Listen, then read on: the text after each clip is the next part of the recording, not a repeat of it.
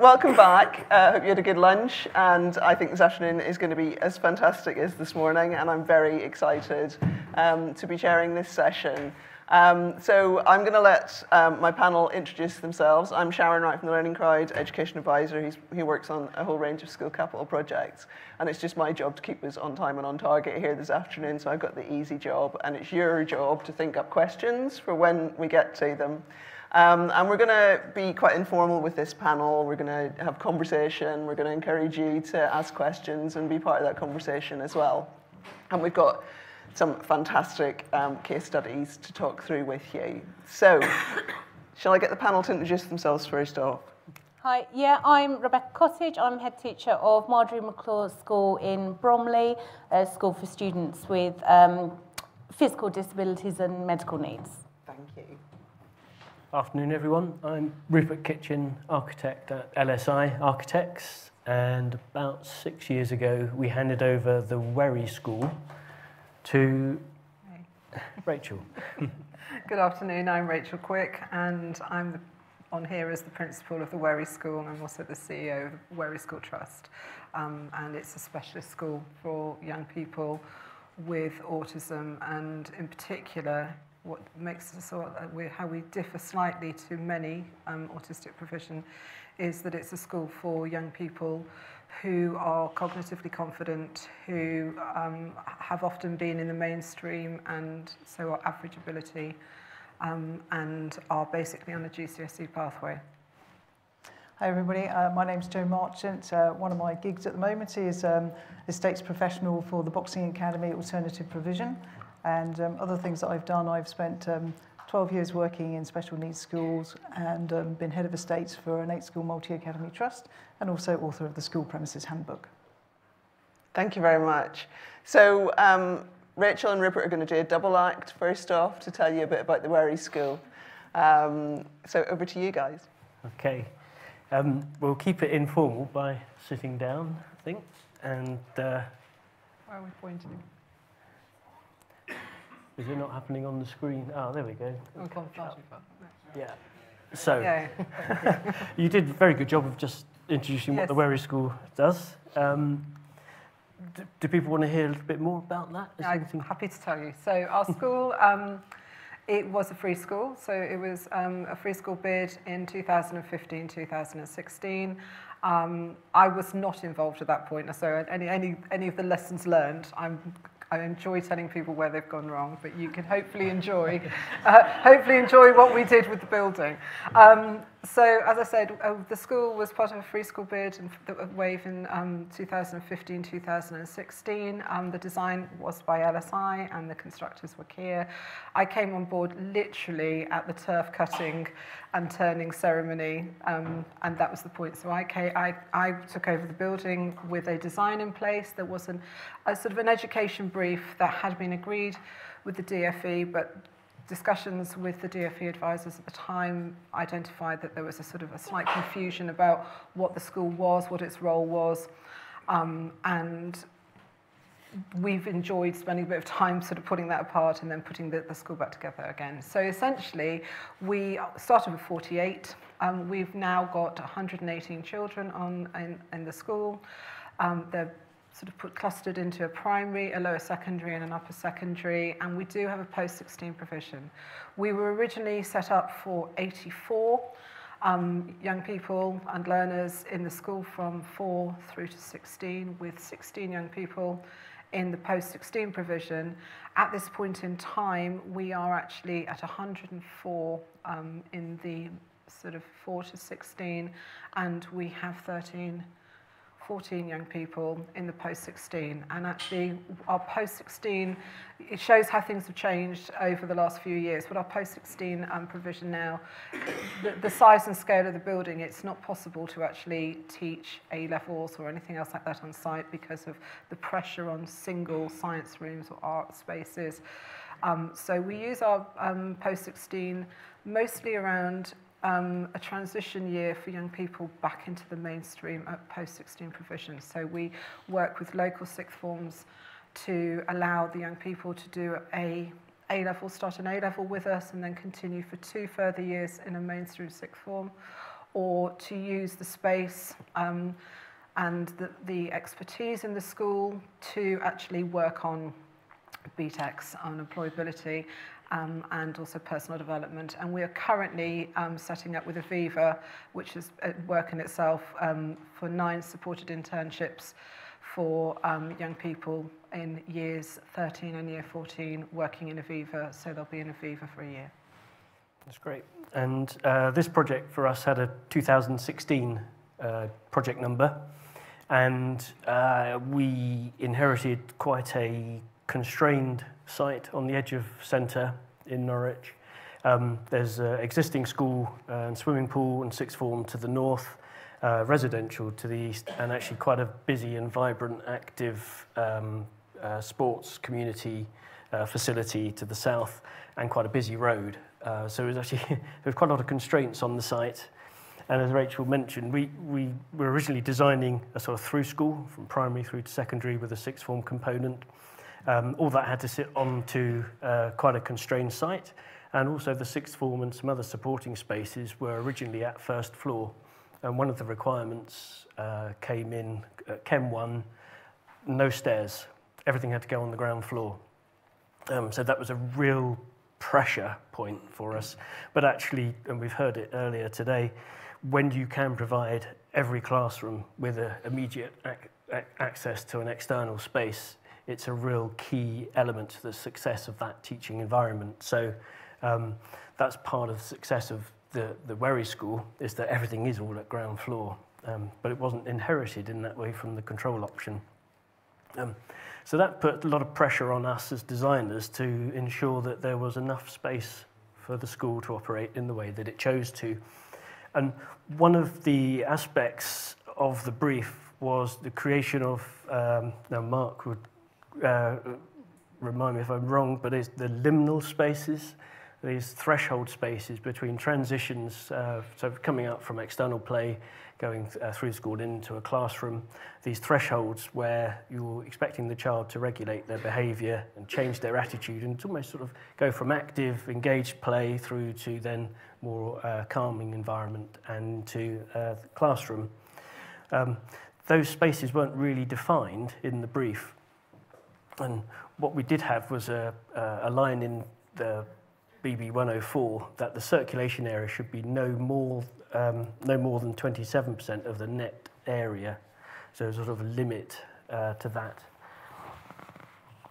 But we had to sort of push and pull some of the areas to achieve these liminal spaces, these wider spaces in the circulation. Rachel would explain why they're so important to the school's philosophy. So, as I said, I was not involved with the design aspect of the school. I picked up the school at the point we were going to build, and these spaces were sort of very clear within the design. What was really interesting is actually almost subsequent to the designing, we really went through actually what are the values of the trust, what is the purpose of the school. It was almost initially to set up to pick up young people who were being with an autism diagnosis who were not coping in the mainstream sector. And to give more context, about 60% of the young people that we've currently got actually have had some form of fixed term exclusion or permanent exclusion from a mainstream provision. And primarily, when you sort of drill down with why the children are with us and why they're not coping, it goes back to sort of very basic sort of psychological elements around Maslow's hierarchy of need, that actually the environments in which they're learning or they were learning are not appropriate. Those we had to really think through. They became the basis of our behaviour policy and our behaviour approaches, which are very hands-off. For a group of young people that could have gone into a PRU that might have a very disciplinary approach and behaviourist approach, we've got a very hands-off, step-back kind of approach to watching the behaviours, because we know that the basis of the behaviours lie within their autism presentation. So for us, it was about, let's get those psychological and those sort of physiological elements in place first. Hot, cold, hungry, thirsty, toilets. And those elements there are the basis of the hierarchy of need. Get those in place, then we're actually at the point whereby we can think about safe and secure within the setting. And actually, if we think about many of the places and the settings where the children are coming from, actually, you know, if they can't see how to get out, you know, you're talking about children for whom anxiety levels are creeping. The teacup analogy is widely used. And it's about these children that are going to get a very cortisol-based response, an adrenaline-based response, and they are going to fight, flight as a sympathetic response to that anxiety. And so part of the physiological sort of safety for children is, can we see exits? Can we see exits? And are we allowed to use the exits? So the exit outdoors, with, you know, to see the environment outside, and to actually have another exit into a space where they were able and encouraged to regulate, was really vital for us, and actually then informed how we were going to use the building. And so, and then we can build on further and further, because actually those liminal spaces, those shared spaces that we could go into, allowed staff to very gently observe the children. It's where the CCTV is as well. It's also allowed the children space to walk. It was away from peers, so it allowed a dignity at a point where a child was feeling anxious or dysregulated. And it also allowed the other children whose also anxiety is going to be affected by those around them and are hypervigilant to others' behaviours, to be able to say, actually, that's happening outside there, and the scripts that we use are so-and-so's, just needs a bit of time. And the building itself became a vital part of those elements. Now, once those building blocks are in place, then we can start building on self-esteem, self-identity, self-efficacy, and then we can get the children to identify themselves as learners. I think that was something I've reflected on, is that we all know when we're under cost pressure and we reduce the areas that we're building and we're trying to look for efficiencies, there are sort of red lines in value engineering where you won't compress a design any further, and things like fire safety. You wouldn't dream of pushing a building into an area where it becomes unsafe. But elements of psychological safety are much harder to define, but actually as vital, as important. So we need to be careful when we're under cost pressure that we're not chipping away at the ability to support the psychological safety of the pupils. And as Rachel said, those things are elements, so it's being able to see exits, being able to see outside, know that you've got that safe space, and actually being able to exit into a safe space. We did comment that the furniture on show in this liminal space is, actually, this was taken first, when it was completed, this handover, and this is not how it's used, because actually how these spaces are used is much more successful and much more integrated into the learning experience for the children. The little lad is acting out an element of The Angry Submarine, which is a story that's been written. So, I mean, it's an interesting one. So if you look at the liminal spaces and you look at the spaces and we think about predetermining how things are going to be used, in those spaces there was chairs placed on handover. Because that was a social space, but actually we're dealing with young people for whom social interaction communication is actually the challenge for these young people, and they are unable to do that. So we'd actually predetermined how this was going to be used, and it wasn't how it was used. In the end, those very heavy chairs were used by the occupational therapist for heavy work, so for a child who's dysregulated could push the chairs. So they did take on a purpose in themselves, but in reality, they're much more useful. So if we actually understand, and we have an occupational therapist working with us, we're actually understanding those sensory sensitivities, but also the sensory needs of the young person relating to interoception, proprioception, then you actually start saying, well, actually, these spaces become somewhere they can regulate, and then we can actually place the equipment that they can need. So you've got a trampette there that's easily moved in and out, that the child can actually get the sort of response back, and then we've actually got just a small cone that actually spins to support young people who may need further support around the vestibular sort of sensory needs. So those are available, and they're very easily moved away if you've got a child who's actually dysregulated. Yeah, and that opportunity is of course afforded by actually having the space where people can go and take themselves away and enjoy that. I'm conscious of time, so we were going to talk a little bit about the general teaching spaces and the idea of flexibility over time. I think the one sort of lesson that we could bring out from our experiences are that a general teaching space really has to be seen as a platform for any number of activities, and quite diverse activities in that sense. And we can get the acoustics right, and we can get the power and data provision, all those technical things in the space to support different styles of learning. But actually, if we don't have the correct area and the right adjacencies, and we don't have sufficient daylight and views out, then we're sort of fighting a lost cause. So it's about getting the basics right before you try and load on all the other aspects of a scheme. And finally, when it seems to be, I mean, it's an absolute joy to go back and see the school 6 years on after we'd handed over. And one thing I remember very specifically was walking through a corridor with a door to a classroom was propped open, and there was laughter and uproar coming out. It was absolutely infectious, the sort of enjoyment that was going on in that classroom. And the noise was permeating through, and it was this kind of very happy noise. And when we've been designing with schools with this educational needs in mind, the last thing you're thinking of is that really vibrant, joyous, raucous, lively space. And quite often we're sort of dumbing everything down to sort of lowest sensory perception, all those things. And actually, when the building and the school are working properly, you can let the valves go and you can enjoy that environment. And so a calming room, would you call it the screaming room? They were designed for young people to be able to go to, and they had nothing in them. They literally had a chair or a beanbag on handover. And when you've worked in sort of specialist provision, sometimes you have children, that is right. But what we realised very rapidly was it wasn't right for our children. Yeah, and so these spaces, they are limited because they don't have plugs in them and things like data points, because that was not the purpose of the room. So we had to repurpose them. Yeah, I think we'll probably come on to putting plugs in the right place. Yeah. This is another really interesting room. So this room was actually allocated as a medical room. And I'll explain to Mark, this one was about 45, 50 metres from any office. And it had a desk and a bed in it. And on handover, and I remember on the pre-opening Ofsted, we actually had to go into that room. We had to see that there was a sink and it had rhino floor, all of those elements. Handover, we literally said, well, this is actually what we've allocated, a therapeutic space, and a space where children can do things that are really different. And these are young people and children who've missed out building blocks in terms of their learning.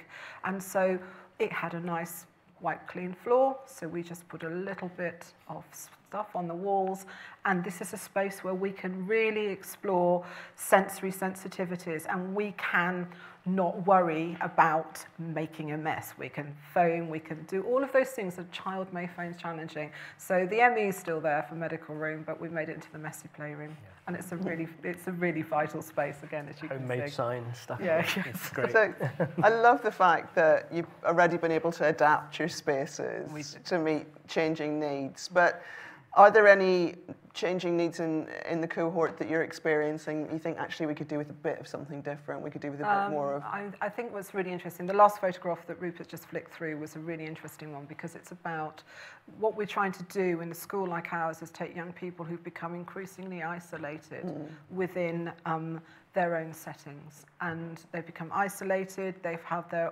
education provision often quite limited, they may be on limited timetables, because what we need to be able to do is to be able to teach these young people to learn, to understand, and to work with their autism, and to work with their social communication and interaction needs. And the one thing that was really missing was social spaces. So it was really powerful as a learning space if you were going to see it as in the institution of a school. So you went to year 8, year 9, year 11, whatever. Yeah. All of those elements, but actually one of the more powerful elements, and one of the things that we actually specifically teach now, is a curriculum that we refer to as autism specific skills and knowledge.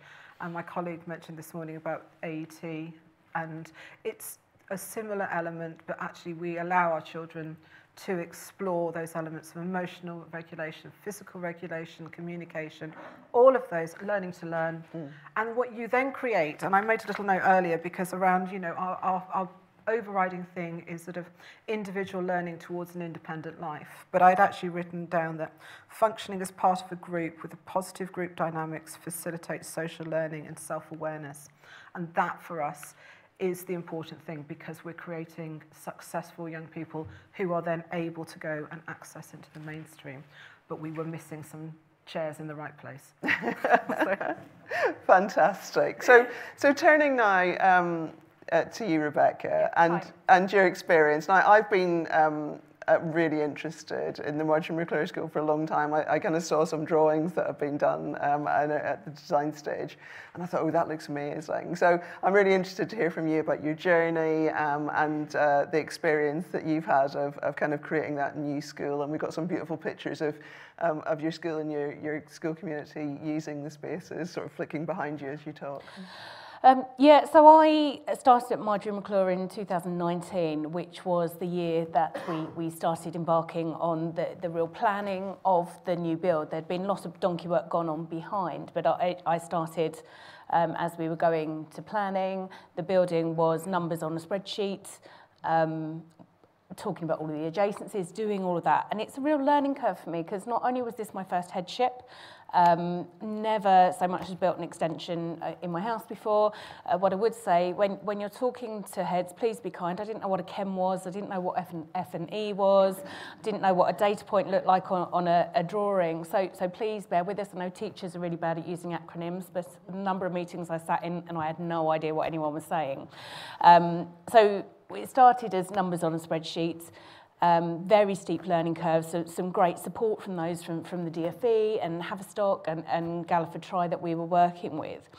A bit like the Wherry School, one of our needs was to have it all on one floor. We have a very high percentage of students who are non-ambulance, so wheelchair users. I think it was about 30% when we started the planning in 2019, and it's now about 35, 40% and rising year on year. And one of the challenges for us, and we discussed it all through the planning process, was that our cohort of students changes every year.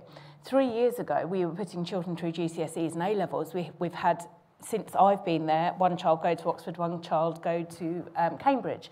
However, now the vast majority of my students are non-verbal, non-ambulant, Makaton signing users. They're never going to do GCSEs, but in 5 years' time, we might be doing GCSEs again. So how do I create a building that will cater for my children today, as well as the children we had 5 years ago and the children we have 5 years from now? We have not many, we don't really cater for ASD, but we do have some, and we know that nationally the changing picture is a much greater need of placements for ASD. So although our school is not designed specifically with children with ASD in mind, what if in 5 years' time that becomes our need? So what you'll see in Marjorie McClure is every classroom is 62 square metres big. Every classroom, bar one, is the same shape, the same size. We have the same cupboards fitted in very similar places. We have a colour scheme. So I was offered by my very trendy architects nice, colourful, autumnal, muted colours throughout, because that's trendy, but as you can probably see from the photos, that's not Marjorie. So it is very bright all the way through, and each zone of the school is colour-coded. So we have a blue admin zone, we have a yellow therapy zone, we have a powerful pink secondary zone. So as you're flowing through, you can see which zone you're coming into. But whether you're in reception or whether you're in FE, because I go from 4 to 19 years old, each classroom, same shape, same size. But everyone looks very different. So, because the furniture obviously goes from early years up to very grown-up FE, but that helps with that transition through. Every room has a hoist in it, so that although not every class has children in wheelchairs, it gives us that flexibility to do that. Every door is power assisted, and I did have to argue for that quite hard, because I can see Mark smiling at me.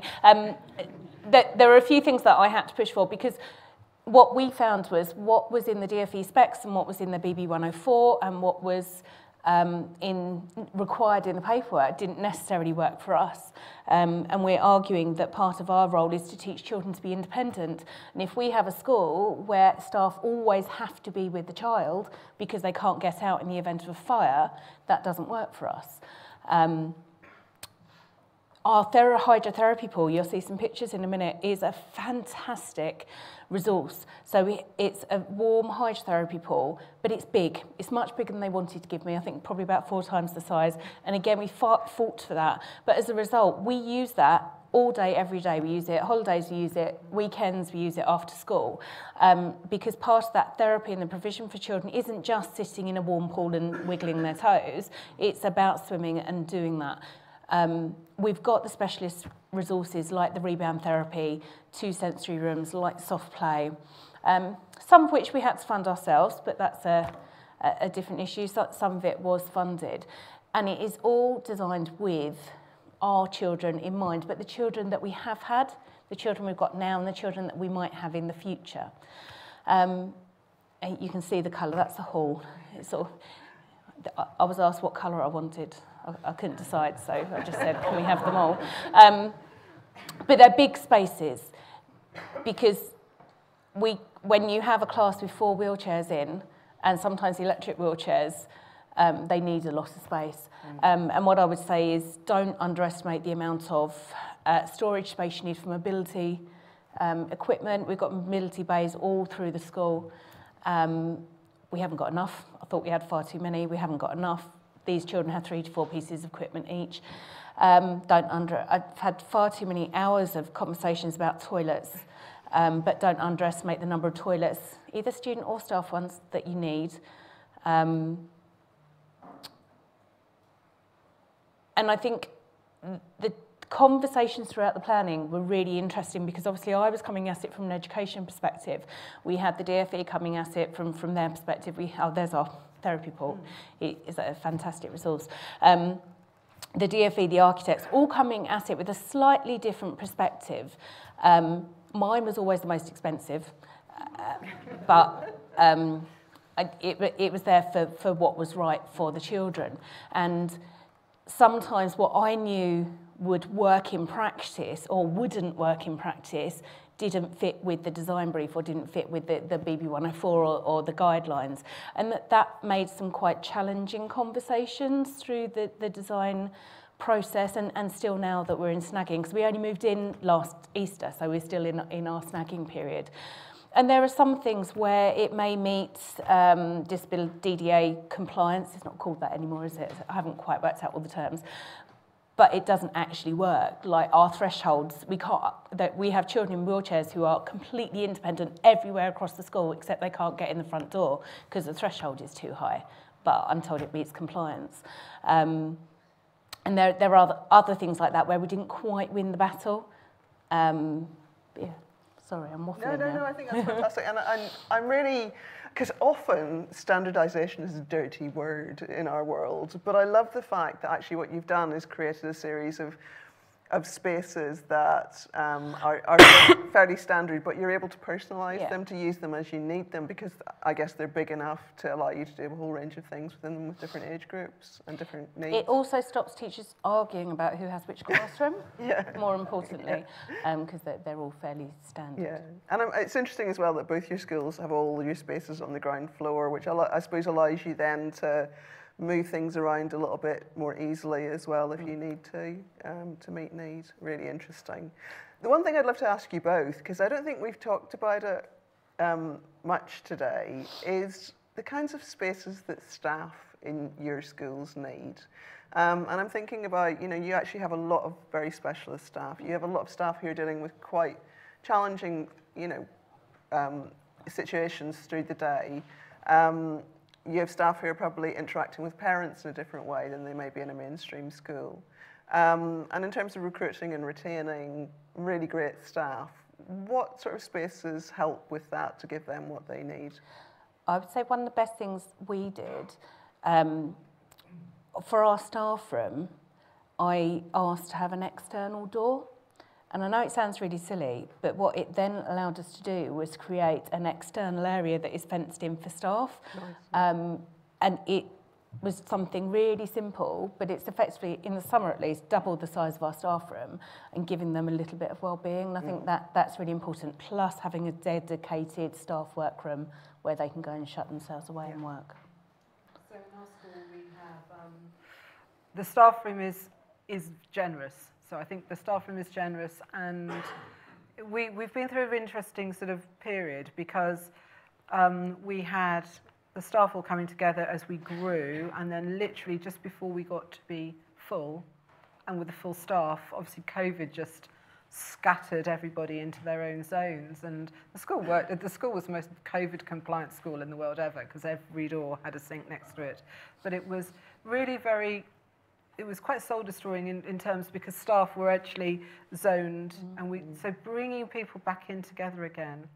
And again, what's happened is the size of the school and the size of need in the school means what was a workroom that was off the staff room is now for the clinical professionals. But that was a bit of a disappointment, but on another sort of the positive is that actually they are with the staff. So actually what was a bit of a loss initially actually is a very positive and strong positive element, because the clinical professionals, so we have, and we've chosen to purchase this, I have to also say this, rather than it's being allocated by the LA, we use our funding for a day and a half of clinical psychologists, educational psychologists.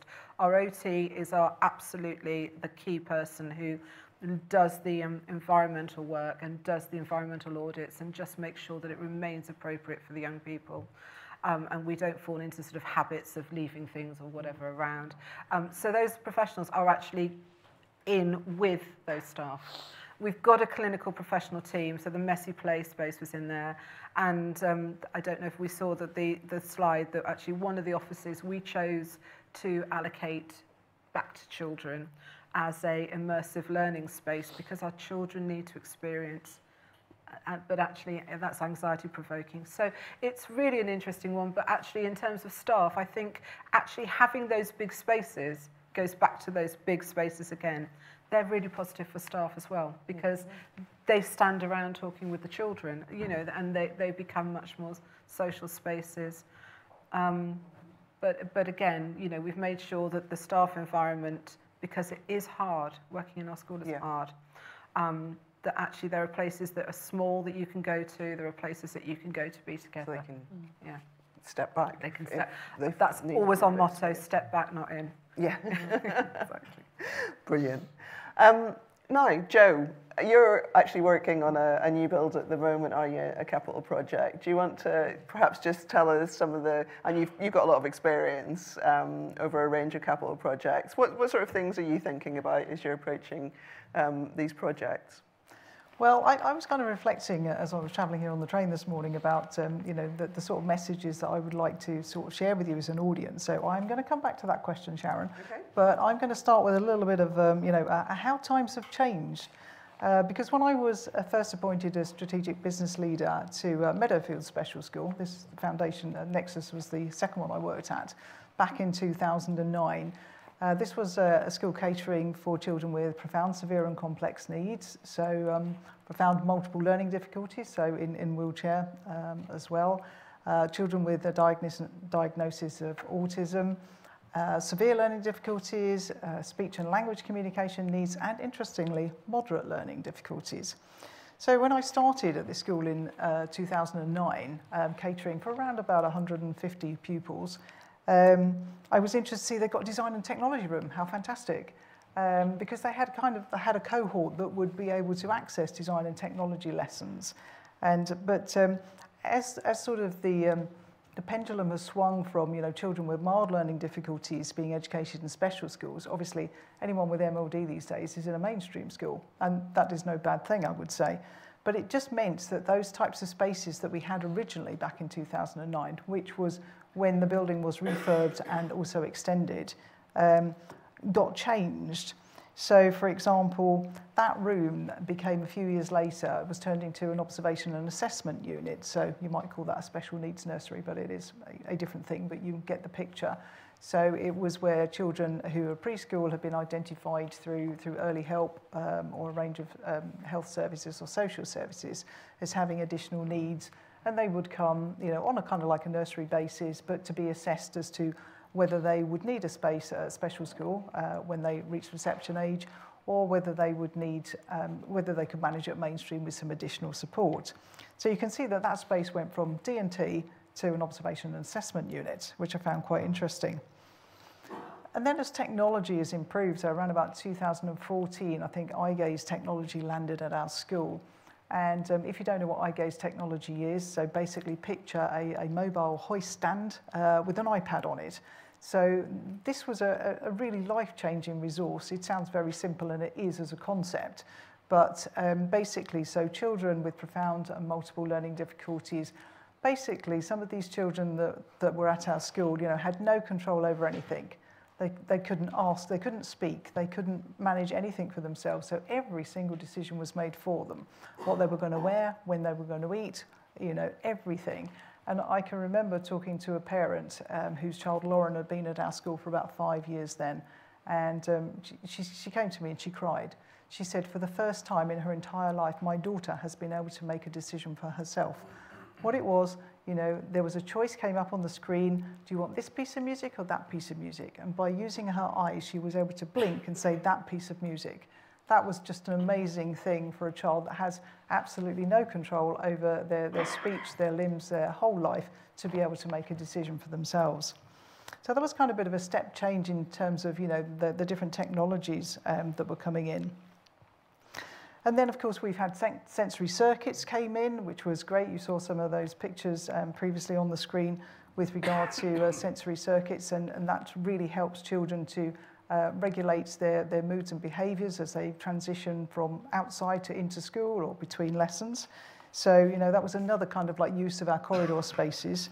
Mention has been made about, you know, the amount of equipment that some of these children come with. So 4 pieces of large equipment for one child, you need somewhere to store that. And then 2015, we were then starting to get into nurture classes where we had reception and year 1 and year 2 children, maybe into year 3 and 4 actually, who really just even couldn't cope in the classes in our special school. So we set up a special nurture class where, you know, they would go for a term or 2 and then hopefully go back to their base class. So you can kind of see from that range of how times have changed and how differently we're using spaces, how, you know, that use of space has kind of evolved in special schools. And then to talk about kind of like the changing needs of the cohorts that we have in special schools.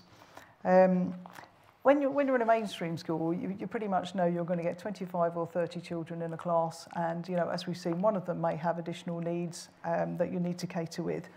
But when your cohort comes into a special school each year, you basically don't know what you're getting until probably June, when you will know that the type of children in terms of their diagnosis coming in September, which means that then there is this mass flurry of activity of how we're going to make the space fit the cohort needs that are coming in. And I can't tell you, you know, how many room changes and design changes have been carried out over the summer holidays to try and be ready for September's cohort. And this kind of brings me on to a bit about the pressures on special schools to take, you know, additional children. We all know that there is a massive need for additional special schools places, but it's quite difficult to accommodate additional children that aren't planned, shall we say. So I can remember one year we set up a new classroom for 8 children with a diagnosis of autism. Now that kind of worked pretty well. Then we were asked mid-year to take another child that would have fitted the age range into that class. So we put a 9th child in there. The result was chaos. You know, behaviour went out the window, nobody was doing any learning, and we just realised that you cannot, you know, keep increasing the size of classes when you've got children with very different behaviours. So it's kind of like, then you get to that point, well, what's the tipping point between, you know, having the children in the classes that they're in at the moment, and do we open a new class? Because obviously you can't open a new class just for one child, so you've got to make sure that you've got enough for a new class, but then it comes with, well, where are we going to put that class? How are we going to staff it? It all comes with additional costs, obviously. So another thing that I think, you know, the use of space depends upon is how are you teaching your cohorts of children in special schools? So some special schools I know will stick with the age range, and they will educate all the children in their age-related classes. So that might mean that you've got wheelchair users, you've got children with autism, you've got children with severe learning difficulties, all in the same class. I have no idea how you manage that. That's not how we did it at my special school. I can see the absolute advantages for that, but I think that is quite difficult to manage that range of different needs and behaviours all in one class. So then obviously you will have different curriculum pathways for the different abilities of children. And if you're dealing with children with profound multiple and learning difficulties, it's going to be more of a sensory pathway. Obviously, it's not going to be an academic pathway, but it's about exposing them to different types of experiences. So that's kind of like one pathway. For children, with autistic spectrum disorder, it may be that they'll be able to access a bit more of an academic pathway. And then you'll be maybe thinking about, your sixth formers and about functional skills and life skills, and some of them will be able to access GCSEs. And if I could just ask for the clicker over there, that would be really great. Thank you very much. So one of the things that I was really proud of when I worked at Nexus Foundation Special School, when I joined them in 2019, was this Life Skills House. So Nexus Foundation Special School was a new build in 2018. And this is a house that is built on the property. The picture you saw before, this is just to the left of that space. And this is so that we can teach, our children how to make a bed, how to make toast, how to do vacuuming. These are all things that we take for granted because we'll learn how to do them at home. When you're teaching children these life skills about how to be independent, it's just amazing to be able to have this opportunity. There are bedrooms there, we were able to do sleepovers and that kind of thing. And if you think about children with additional needs, they don't get to do sleepovers, They don't get to go to their friends' houses for sleepovers because, their friends' parents are not going to know how to cope with their additional needs, which means that all their social life actually centres around the school as well, which is why it's really important to have these facilities. And when I worked at Meadowfield, my previous school, they would have killed for a house like this. And we were even talking about buying a house so that we could have that experience for our sixth formers. So another thing that I would kind of say with regard to the use of space is, every school needs office space, but I would constantly be spending my time thinking about how can we move our spaces around. And, I can remember thinking that there was a fairly large room which was being used for offices. And I'm thinking that's prime real estate, that is, for class teaching. I'm going to have to move them out, move them somewhere else. So that room ended up being a sensory room and a therapy room in the end, so we put a ceiling hoist in there, and that worked very well. But that meant that I've got to relocate our office staff to other places in the building. And of course, this was pre-COVID that I was working at that school. And now obviously there's a lot of hybrid working, though it's actually quite difficult to do hybrid working when you work on the front line in the school. But there is, some time in the week that it's a possibility to do that. So you don't necessarily have quite so much pressure on office staff space, but some mainstream schools that I've been working in, I'll walk into the finance office and think, oh my goodness, I'd have 8 people in this room and you've got 3, which just goes to show sort of how pressured space is in special schools. And I think one of the issues, again, talking about the pressures in special schools is this massive demand for special school spaces means that those existing special schools have been expanded and expanded to such an extent. So in Kent, my local authority, I think we've one of our largest special school is up to 650 children now. And as colleagues were saying earlier, does that really work for the child? I'm not sure that it does really. My old school Meadowfield is up to 450. And they've had modular classrooms built to extend out.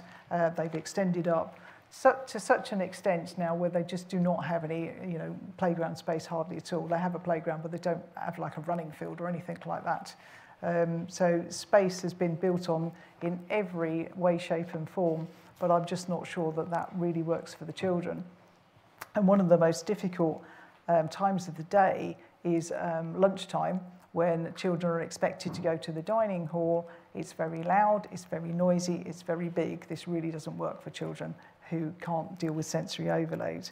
And interestingly, when I visited another special school that had been recently built, they had their dining arrangements had been arranged, the building had been designed to have 5 separate spaces for dining, which sounded fantastic. Who's going to staff all of that? That means you need 5 times the amount of kitchen staff to actually dish the food up, and you've got to have trolleys to take it to the area. So that works in one respect, but doesn't work in another respect. Joe, I'm really interested in the life skills house, and I've seen similar in other schools. I mean, you know, how do we give young people that kind of experience that perhaps they wouldn't get, as you say, day to day? You know, can you replicate in your schools, for example, the kind of settings that you want to? Are you able to, both indoors and outdoors, I guess? That's a really challenging one. I mentioned our one classroom that is slightly bigger than all the others, because one of our FE classrooms, one of our 16+ classrooms, we have created quite slightly bigger. So one end of it is a life skills end with the view. We've got a kitchenette, dining table, sofa, eventually a bed and things in there. But it doesn't replicate the house. Now, we're very lucky we manage an actual house off-site where children get that experience, but it's a fantastic thing, and for SEND children it's so important. It's not necessarily about learning about Henry VIII, it's about learning how to be independent and live beyond. But I'm thinking even with this, you know, we're thinking about changing cohorts, but also thinking about the changing world around you. Like, you need to keep updating the life skills, don't you, because technology changes, what's around people change. You know, I'll never get used to how quiet electric buses are and not step out in front of one, you know what I mean? So I think that, you know, you have to keep looking around you, don't you, at what's going on. I'm really keen now to hear any questions from the audience, you know, and I think we've heard some really interesting things about fighting your corner when you know what is required for your young people, which I think is really great. And this idea of perhaps standardising where possible, so that spaces can be used flexibly. So questions from you guys? I was going to say thank you, or I just pick on people. Be careful. Thank you in the middle here. Question for Rachel and Rupert. Really enjoyed your liminal spaces concept. Was it helpful then having the external play spaces so that you could use the corridors as those? I think what's really interesting is it goes back to your vision, your values, what you want to do and what you want to teach and what you want to work with the children with. And that was a decision before we opened was we would get an occupational therapist, but we were then dealing with a building that had already been pre-designed. Interestingly, our fire risk assessment is based on the fact that actually those doors are locked. And to the liminals. Yeah, not to the liminals, to the outside. To the outside. To the outside. Right, okay. So all the staff have actually got keys. They have to have a double key with them too. So it's an interesting. So it goes all the different levels of who's looking at the building, and we just went, actually those children want to get out. You know, this is the point. This is fight, flight. It's responsive. It's gone. You know, so that's what we've got to work with, and that's where the OT basically said. They go where they feel comfortable.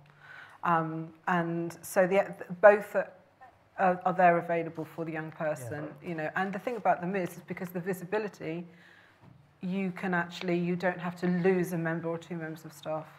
Onto the liminal space. Onto the liminal, yes. Your OT kind of manages that space? The OT basically was there right at the beginning about actually how are we going to work with 48 children who've come from wherever, and essentially 54 members of staff or whatever it was that we opened with, to actually pull together a single view on how we're going to work with a very diverse autistic community to create what is the Wherry way, as it were, and now that has now become how we work with children. All right, great, thank you. And you were saying that culture as well, creating that Marjorie culture is important in the way that you operate and use your spaces too. Yeah, absolutely. You've got to start with that vision and values of what you want to provide for the children. And you talked to us about the outdoor spaces. For us, the designers created these beautiful courtyards as well, and which were just phenomenal. And they were it almost felt like they were accidentally happened upon, but they have become such a central, important part of what Marjorie's like, and you'll see the colour in the outdoor spaces as well. I don't know about others in the room, but when I go into an SEND school, the thing that always strikes me is that sense of community. And I'm guessing the building kind of has to wrap around you and give you that sense of community. So, well, celebrate your sense of community, because it's always very strong, isn't it, in school? When we had a catch-up earlier last week, and there was a conversation about social spaces. Not enough social spaces in the brief. That's understood. You're dealing with a cohort that don't enjoy socialising. Why provide the spaces? And I think quite often we can follow the brief, and that kind of limiting element of the brief almost limits the ambition of the kids. And so social spaces, absolutely. And also I think we talk about families having more than one child now. So social spaces and family spaces become a key component to the education space. And that can be quite difficult to squeeze out of the area that you get. Yes. Yeah, we've got time to talk about the area. Being polite. Car park. Well, any other questions? Yes. Oh, sorry. Okay, and then Claire. Right. What Rupert was saying about the brief, many years ago I was working on developing the acoustic brief for schools for autistic children in Lewisham, and I was asked to interview two separate heads who had absolutely 180-degree opposed views on what we should be supplying for everything in their schools. And it made life slightly challenging. We ended up designing two totally different schools, one for each headmaster. I can absolutely guarantee now that the heads have moved on and it's all had to be changed and so on. At the same time, we have Mark and his terrific staff at the DFE providing these really clear, precise guidelines on what we should be doing about, for example, not having suspended acoustically absorbent ceilings all over the place, because we're supposed to use rafts so that we can have exposed concrete soffits, which I notice both of your schools had the kind of ceilings we're not allowed to use. And I'm just wondering, sorry, Mark. I'm just wondering to what extent you find that Mark, this is going to seem a very hostile question, sorry. To what extent do you find the guidance and requirements provided in things like the building bulletins are actually helpful, and to what extent are they hindering the development of, or the design of your individual schools? Can I answer that? Because I was thinking about acoustics earlier, because as an educationalist, I absolutely did not appreciate the importance of acoustics, and I didn't really care about them. And I know that sounds quite flippant. In my mind, we had far too many hours of conversations about acoustics. And what still bugs me a little bit is we have a lot of acoustic panelling on our walls. Partly because of the ceiling, partly because I refused to have carpets in my classrooms, which I kept being told would have been much better, but not when you've got to clean them. However, within a week of being in the classrooms, and the acoustic panelling looks smart, means we can't have anything on the walls and limits our storage and cupboards. So it is frustrating. However, I had 3 teachers come to me within the first week of being in the building to comment specifically on how quiet the classrooms were and the positive impact it was having on behaviour. Now, bear in mind, our cohort is not, we haven't got many autistic children, so those sensory issues we didn't think were quite so important, but as a head teacher, I totally underestimated the importance of acoustics, got very bored in the planning meetings when we were talking about them, but now absolutely appreciate the importance of the acoustics and the impact that it makes. I think for me, again, I was so about our building, and I'm very facetious about our building because ours is the world's simplest design ever, as you saw. I just went, Rupert got his ruler out one day and drew a couple of shaves. And It was a really difficult site.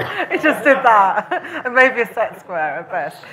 But in reality, and also I think if you saw the costs around, and we were shaved within an inch of our lives. We had nothing in any of the rooms when we opened and nothing outside. But in reality, I kind of say to people, almost the majority of our funding is almost in the acoustics and in the sort of seating spaces. And for young people for whom sensory sensitivities around sound and noise are about anxiety, I can't even describe for you how, I mean, we've got data, we've done things around what the first cohort of young people were like, how many behaviour incidents were, how many RPIs, because at times with children who, we've had to use restrictive physical intervention, now we're at the point whereby restrictive physical intervention is a handful in a year. But it's to do with the whole environment, and it's not to do with the white walls or anything else like that. And the spaces do allow things, but actually, when you come into the room and into the building, and just the sound, the lack of sound, is really powerful. And one thing that I feel, and I feel very strongly about, is that if we are going to become dysregulated because of the nature of our disability, that actually you don't want that to be a public event. That's actually, there's dignity in the acoustics. Because the children can be outside, they can be watched, they can be in the liminal spaces, they can be distressed, they can be screaming, they can be shouting, they can be telling us where to stick ourselves. But everybody else in the rooms around them can't hear that. So that it's the acoustics are adding something, that you can't measure. But for me, dignity of a child, maintaining their ability to actually get through what they're going through and then be able to be welcomed back into their classroom is really powerful. So, I think that's something that people need to... How we measure it, I don't know. I don't know how you'll ever prove it, but... They have ways to measure it. That's why it's a little soft. It's a little soft measure going in now, but yeah. Right, I'm going to take a question from Claire, and then I'm going to come to each of my lovely panellists to say one thing they would like this audience to take away from the conversation today. So, Claire, over to you. Thank you so much. It's been absolutely fascinating, and even in my mind, I just can't believe all these changes that are happening in such a kind of short space of time. One of the things that we've seen a lot more recently is that, and the DfE have been very supportive in where we've got very bespoke environments for autism. We've moved towards a model where every classroom has a group room. I think that's been, that's really welcomed. But what we're finding now is there's some young people who got very high percentage need and need to regulate themselves and really need to use, as you quite rightly said, need the choice to go to those spaces and maybe in those spaces more of the time, maybe on a more semi-permanent basis. And that's then taking that room out of circulation for that choice for other children that need to regulate. So we've actually at Durant's and at some schools that we're looking at, Barking and Dagenham at the moment, they're actually looking at breaking some of the classroom areas up and creating just lots of smaller spaces so that can really support that kind of learning where young people are really having a difficult time. And I just wondered whether you felt any need for that in some of your settings at the moment. Is that something that you think would be valuable? So each of our classrooms, they're all 48, 49, I think the biggest is 52 metres squared because they've got a slightly bigger cupboard. But basically, they've all got a withdrawal room within those spaces. Now, those are used how, again, it goes back to flexibility of thinking, flexibility of choice of the classroom leaders and the teachers. So some of them can be sort of play areas. Some of them might actually have another dark tent within them because actually that the 2 or 3 may go in to read, but actually they still need an even further darkened space for a child. So actually in that respect, ours are used, and sometimes again it goes back to if you teach children that inherent respect for each other's and each other's differences, that if a child needs to use the space for longer, so be it. But one of the things we talked about in terms of social spaces, that actually one of the outcomes for a very positive learning environment is that a group of young people who can be isolated come together, is actually creating other spaces. Now, our building has got underfloor heating, it's got all of those elements, and we actually had to think about what can we do within the liminal spaces, not to compromise those specifically because they have a safety element to them, but what can we place within them? And actually one of the outcomes that we've had is actually looking at commercial options and, you know, what can you find that's temporary, flexible, movable? And we've actually gone to, you know, as I've said to a couple of people today, I spent an amazing couple of days at the Clerkenwell Design Week, you know, going to Orange Box, to Frem, to people like that, to actually look at what is there that's in the commercial environment that actually we can use and bring into a school to create another setting. So rather than necessarily breaking up the classrooms, because we need that flexibility for learners to use that for a vital part of their education, what can we use in those other spaces that we can then move and learn from and actually enhance the environment again, because some of those are really beautiful. Fantastic. I think it tells you something there as well about how we share that kind of information with each other. Like if you find something amazing that works, then, you know, how do we all get to find out about it? I think we're probably not doing enough of that, are we? Right. I'm going to just give my lovely panel members an opportunity to tell us the one thing they would like us to take away. So Jo, if I start with you. Okay, so Sharon, you mentioned earlier that I'm involved in supporting the Boxing Academy with their new build design. So one of the things that I would like to say about that is it's really important to get your architect and your project managers to come to your existing building and to see how it operates, not necessarily to see how it's designed, but to see how you operate your school, because every school works differently. And we've secured a very compact site in Hackney for our new build, and our architects, Holmes Miller, have done a great job of giving us everything that we need on such a compact site. But the only reason why they were able to do that so well is because they invested their time to come to our existing property and to see how we operate as an alternative provision, which obviously is very different from a special school, but it's just really important. So that's my takeaway that I hope you will take away. Thank you, Jo. Rachel. I've had a lot of time, so I've got one thing that I'm going to say to people, which is essentially we've got this amazing school, and when we revisited, I did say to Rupert, the one absolute disaster zone in this school is the changing rooms. We give every child 4 meters squared approximately in the classrooms for them to exist, for them to cope, and for them to learn. And our school changing rooms, which we had, are about 6 square meters in total for 8 children to change in. So in reality, you know, it was one of those ones that actually, can we think of other, you know, I think there are those areas that we don't really think about, and they almost get the line through them and make that a girls, make that a boys, you know, as well. And Thank you. It's cutting the cloth, isn't it? It's, I saw Mark right in that time. Rupert.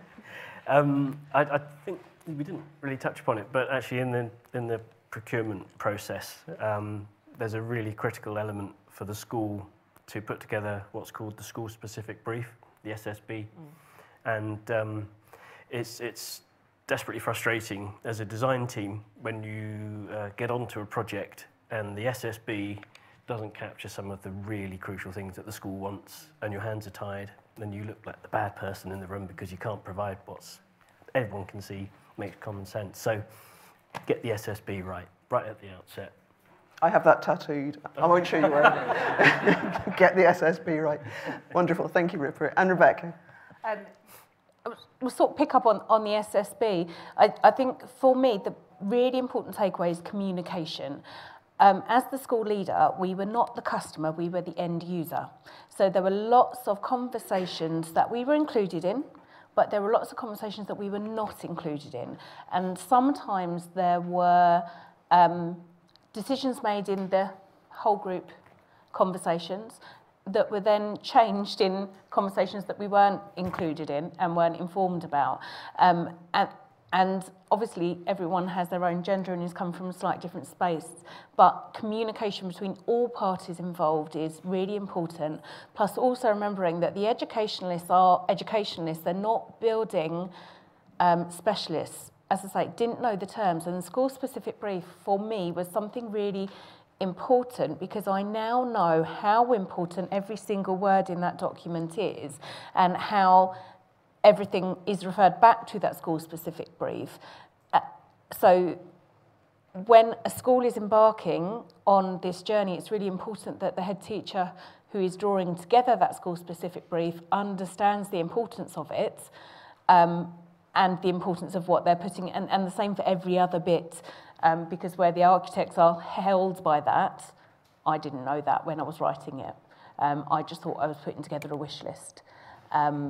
So yeah, treat the educationalists as educationalists, not as building people, and communicate with each other, I think, is the most important thing for me. Fantastic. Thank you so much. We're off to a break now, but before we go, can I ask you to thank our wonderful panel?